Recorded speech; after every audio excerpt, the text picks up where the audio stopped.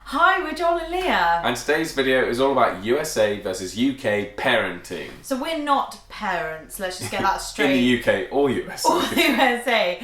We found this article from The Insider and we just wanted to discuss it because although we're not parents, there's loads of things about kids and stuff that we can vouch for and say maybe isn't so true. So we just want to discuss it and go through with it, and we're also really interested in your opinions, which we encourage you to leave in the comments. Yes. So let's get cracking. So the first one is to do with maternity leave. So when a mother has a child, in the UK, she can expect to get about 52 weeks of paid maternity leave. So that means she can go and look after her child at home and still be paid a salary from work. For a full year to raise the child over that, well, for the first year of their life.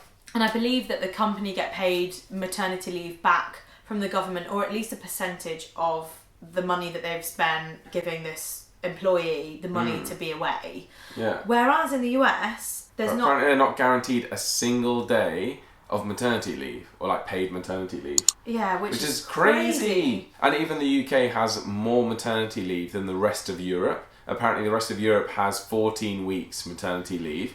We have like one of the highest maternity leaves, which is crazy. Weeks. It's not long, is it? How many months can fit into 14 weeks? 4, 8, 12. So 3.5 months. 3.5 months, and then that's it. That's it. You either not being paid or straight back to work. It's crazy. I mean, it's not something I've thought about as a man, but now I've seen that in this article. It's crazy. Yeah, that is nuts, So what do Americans do if they're not? It says they're not guaranteed a single day of maternity leave, which means some people might get lots of maternity leave, but some people might not get any.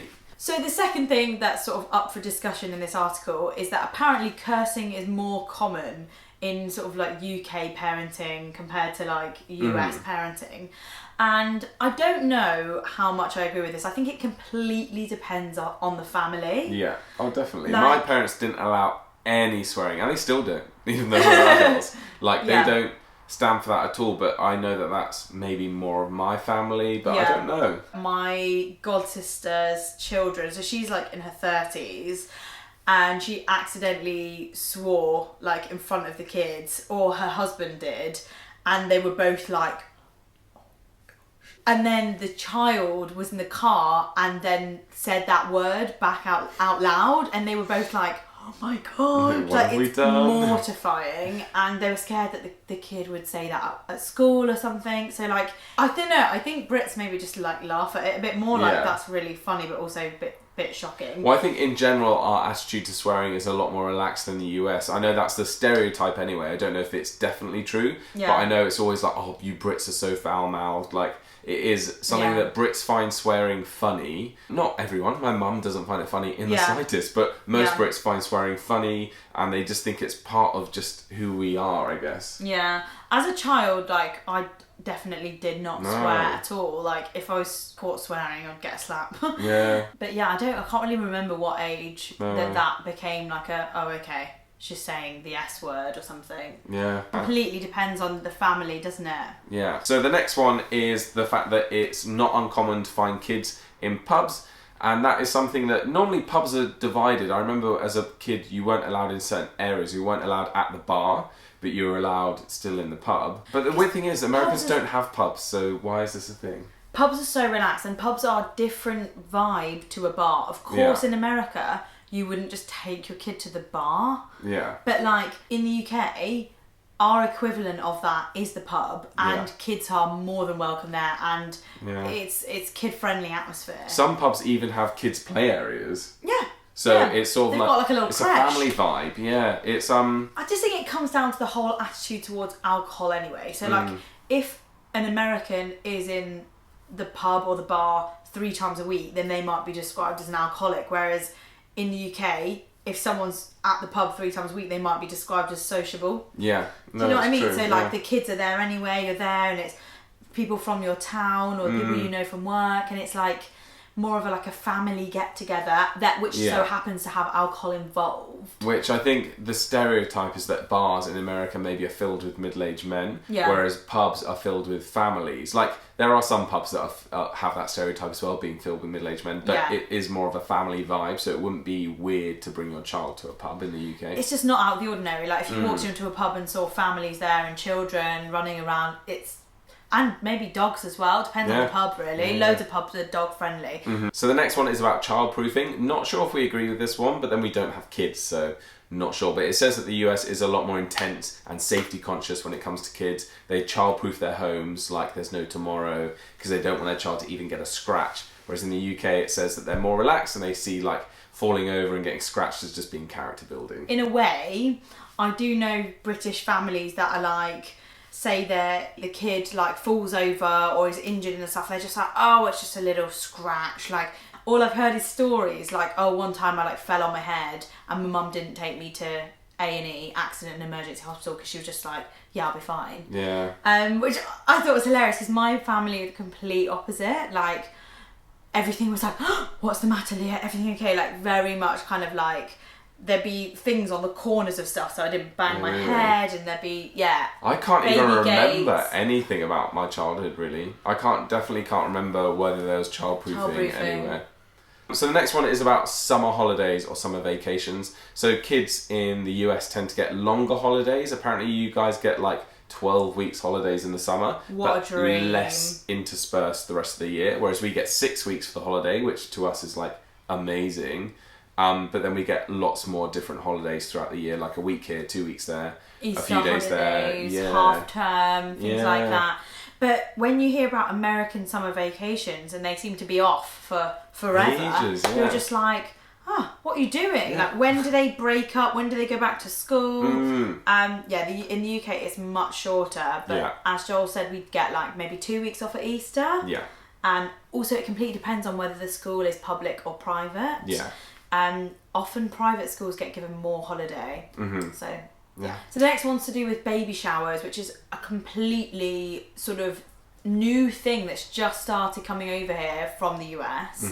We never used to have baby showers. However, in the last year, I've been invited to 3 baby showers, and I've attended 2 of them and bought presents for all of them. Must be awful. It's an extra added expense.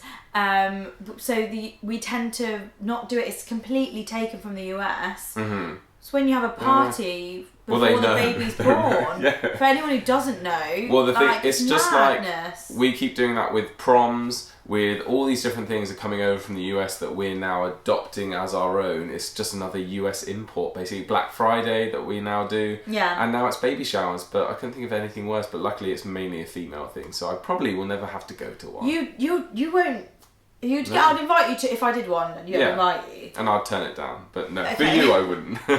Oh, no, Joel. I wouldn't for your kids, obviously. Obviously. The Godfather couldn't be here today, unfortunately. Sorry. He couldn't be bothered. He's drinking Prosecco. No, the next one is to do with midwives. So after you've given birth in the UK, about 10 days later, your midwife will come to your house.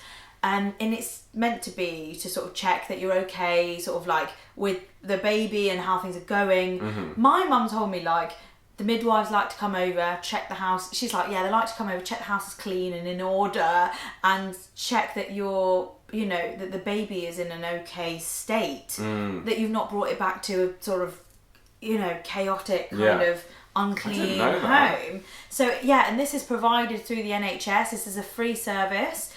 Check out our video in the cards all about the NHS, which is a free healthcare service which is available to everyone in the UK. It's not free, the taxpayer, we all pay for it, and we all use it over the course of our lives, whether we see a doctor, a dentist, accident and emergency services. Midwives will come to your house, whereas in the US, it costs a lot of money to have a baby. It can cost like thousands of pounds, whereas over here it is just all covered. So another thing is that childcare is slightly cheaper in the US. I've heard from lots of you guys in comments that childcare is still quite expensive where you are, but trust me, it's more expensive in the UK. I think for that reason, people send their kids to nursery a bit more? Like if you had someone in your home looking after your kid, that would be like a nanny. So expensive, astronomical. People would spend nearly half of their wage to afford that. Yeah. So often we'll rely on family, friends, and family. That's probably why it's a good idea that we've got 52 weeks of maternity leave every year, because then it sort of is, the downside of that is then childcare is very expensive. Yeah. So the last one is that British kids don't open their birthday presents at the party in front of all the friends that have bought the presents for them. They tend to collect them all, keep them there or take them home depending on where their party is, and then open them in private in the privacy of their own home. Yeah, so if you're a parent and you've thrown a party for your young child, all their kids, all of the, your friends' children and the child's friend will come to the party, and often you just go, where shall I put the present? And it just goes on like a little table in the corner. It's not unusual at all that we'll never see the child open those presents. No. However, we would probably get maybe like a thank you message or a card the next day. You'd expect a thank you card. You'd expect a thank you card, or at least like a phone call or something to say thank you. Whereas in the US, according to the Insider, it's kind of like more of a tradition to like watch the child open their presents. Yeah, which is interesting, which I'd hate because I hate opening presents in front of people. I know, it's awkward, isn't it? But I think, everyone does. Because you want to do the like, thank you so much. Thanks for watching, guys. That was the differences between the US and UK parenting. I don't know why we always sum up with what the video was, because people watching it are like, people watched it, they know what it was. If you can think of any more differences, then write them in the comments. This video inspiration has been taken from an article from the This Is Insider, and we like to take articles and discuss them, throw in our own opinions, see what you guys think as well. Please keep sending us these. We're really grateful to people that email us these, because then it provides more content for the channel. And if you've enjoyed it, don't forget to subscribe. Yeah, and give the video a like. Come back. We post videos thrice weekly, all about everything really. We used to be very focused on British culture. Now we're sort of a bit of everything. Bit of everything. So come back, there'll be something for everyone. Salt and pepper. Yeah. Bit of this. Bit of that. See you soon. Bye. Bye.